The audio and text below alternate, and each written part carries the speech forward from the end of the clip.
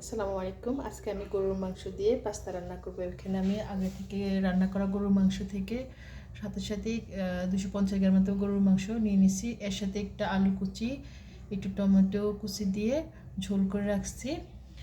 এখানে নিয়েছি লাল ক্যাপসিকাম, সবুজ ক্যাপসিকাম, ধনিয়া পাতা। যেহেতু আমার মাংসটা রেডি করা আছে, এখন আমি পাস্তাটা রেডি করে রাখবো। পাস্তার জন্য পানি বসাই দিছি, আর এদিক দিয়ে একটু ক্যাপসিকামগুলো ভেজে নেব। কয়েকটা কাঁচামরিচ নিয়ে নিয়েছি। এখন আমি ক্যাপসিকাম, তেলটা গরম হয়ে আসছে, ক্যাপসিকামটা দিয়ে দিব। প্রথমে সবুজটা দিব,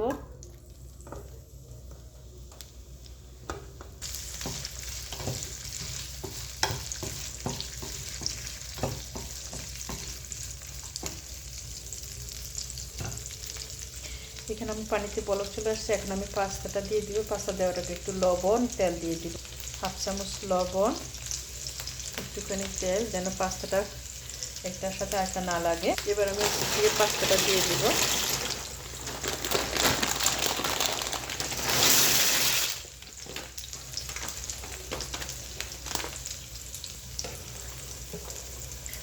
নাড়াচাড়া দিয়ে রেখে দেব। আমার ক্যাপসিকামটা হয়ে গেছে, এখন আমি নামিয়ে নিব।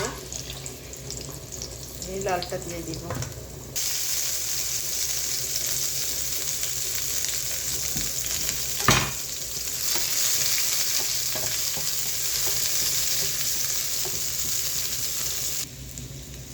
আমার ক্যাপসিকামটা হয়ে গেছে,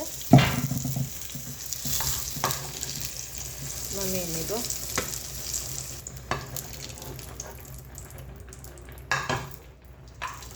আমার পাস্তাটা হয়ে গেছে, এখন আমি নামিয়ে নিব। পাস্তাটার মধ্যে একটু ঠান্ডা পানি দিয়ে দিব।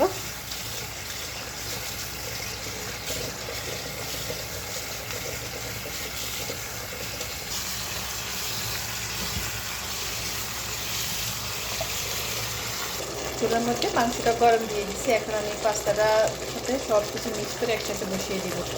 প্রথমে ক্যাপসিকামগুলো দিয়ে দিব,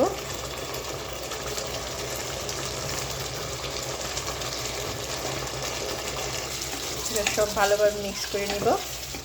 নিয়ে পাস্তাগুলো দিয়ে ভালো করে সব মিক্স করে নিব একসাথে। তারপর পাস্তাটা নামানোর আগে একটু লবণটা ছেঁকে দেখবো। একটু লবণ লাগবে, লবণটা দিয়ে আপনারা নামানোর আগে লবণটা ছেঁকে তারপর ধনিয়া পাতা দিয়ে নামিয়ে নেবে। আমার পাস্তাটা রেডি। এখন ধনিয়া পাতা, কাঁচামরিচ দিয়ে মিক্স করে নামিয়ে নেব। আমার পাস্তাটা হয়ে গেছে, এখন আমি নামিয়ে নেব। আমার পাস্তা রেডি হয়ে গেছে এখন খাওয়ার জন্য। আমার ভিডিওটা যদি ভালো লাগে অবশ্যই লাইক, সাবস্ক্রাইব করে জানাবেন। সবাইকে অনেক অনেক ধন্যবাদ আমার ভিডিওটা দেখার জন্য।